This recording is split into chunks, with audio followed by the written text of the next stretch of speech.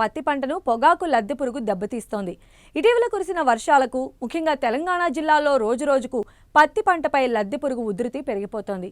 కీలకమైన పూత కాత దశలో ఉన్న పత్తిపై ఈ పురుగు దాడి చేయడంతో పెట్టిన పెట్టుబడులతో పాటు శ్రమ వృధా అవుతుందని రైతులు ఆందోళన వ్యక్తం చేస్తున్నారు. అయితే పొగాకు లద్దె పురుగును గుర్తించిన వెంటనే వాటి నివారణకు ఎలాంటి యాజమాన్యం చేపట్టాలో వరంగల్ జిల్లా ప్రాంతీయ వ్యవసాయ పరిశోధనా స్థానం సీనియర్ శాస్త్రవేత్త డాక్టర్ రాంప్రసాద్ ద్వారా తెలుసుకుందాం.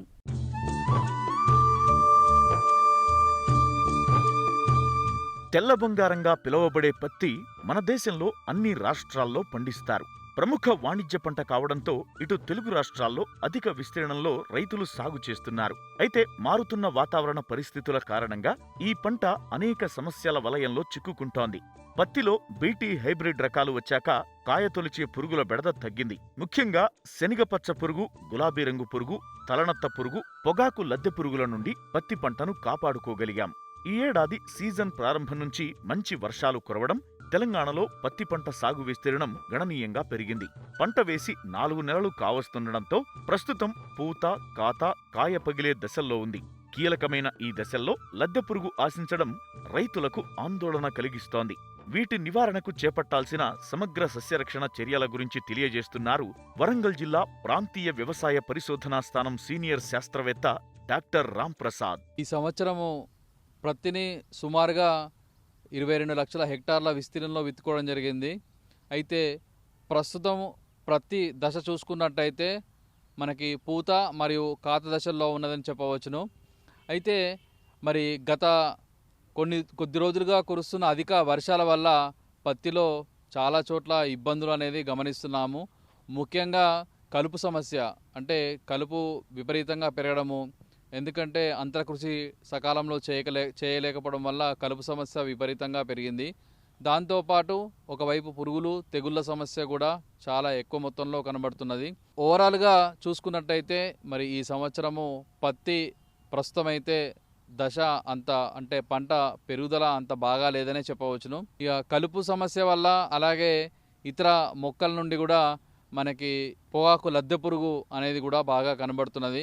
ఎందుకంటే ఎప్పుడైతే ఎక్కువ వర్షాలు పడి తర్వాత కొద్ది రోజులుగా వర్షాభావ పరిస్థితులు కనబడతాయో అప్పుడు మనకి ఈ పొగాకు లద్దె పురుగు యొక్క ఉధృతి అనేది ఎక్కువగా కనబడే అవకాశం ఉంది.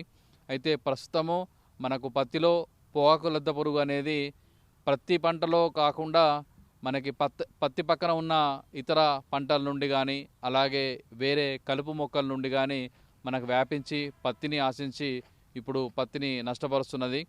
ముఖ్యంగా మరి దీన్ని చూసుకున్నట్టయితే ఈ పొగాకు లద్దె పురుగు ఎప్పుడైతే పత్తిని ఆశిస్తుందో అక్కడ రైతులు అప్రమత్తమై ఒకవేళ ఎక్కడైనా గుడ్లు ఉన్నట్టయితే ఆ గుడ్లను ఏరివేసి నాశనం చేయడం కానీ, అలాగే ఈ లద్దె పురుగు పిల్ల పురుగులు కానీ తల్లి పురుగులు కానీ కనబడినట్టయితే వాటిని నాశనం చేయడము.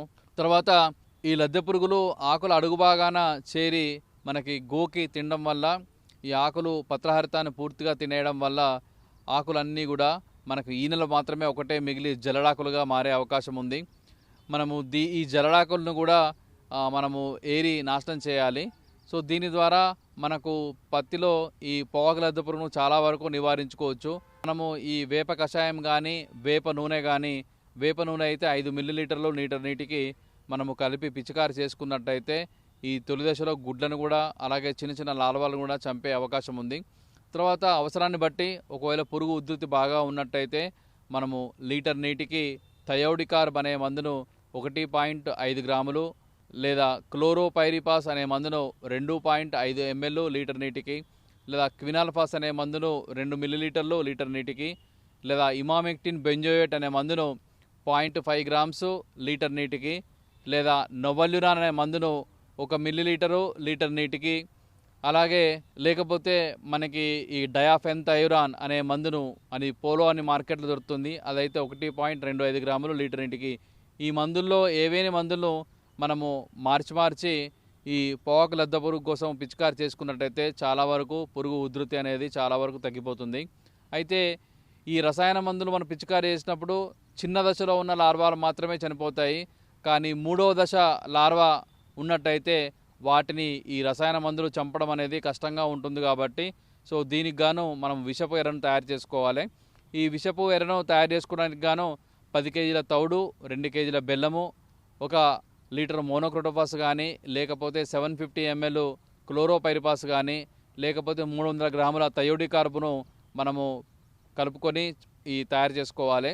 ఈ విషపు ఎరను తయారు చేసుకోవడానికి మనము ఈ 10 కేజీల ఫస్ట్ బెల్లాన్ని పాకం పట్టించి, అది బెల్లం పాకం చల్లార్చిన తర్వాత ఈ రసాయన మందుల్లో ఏదో ఒక మందును మనం కలిపి ఈ మిశ్రమాన్ని అంతటినీ కూడా ఈ తౌడు మీద పోసుకొని తౌడును ఉండలుగా చేసుకున్న తర్వాత ఇది కనీసము ఈ మిశ్రమాన్ని 12 నుండి 14 గంటల వరకు కూడా పులియబెట్టి తర్వాత సాయంత్రం వేళల్లో మనము ఈ చేలలో చల్లుకున్నట్టయితే చాలా వరకు లద్దె పురుగు యొక్క ఈ పిల్ల పురుగులు అంటే 3వ దశలో దాటిన పురుగులన్నీ కూడా తిని చనిపోయే అవకాశం ఉంటుంది. కాబట్టి సమగ్ర యాజమాన్య పద్ధతితోటి ఈ లద్దె పురుగును నివారించుకోవచ్చు.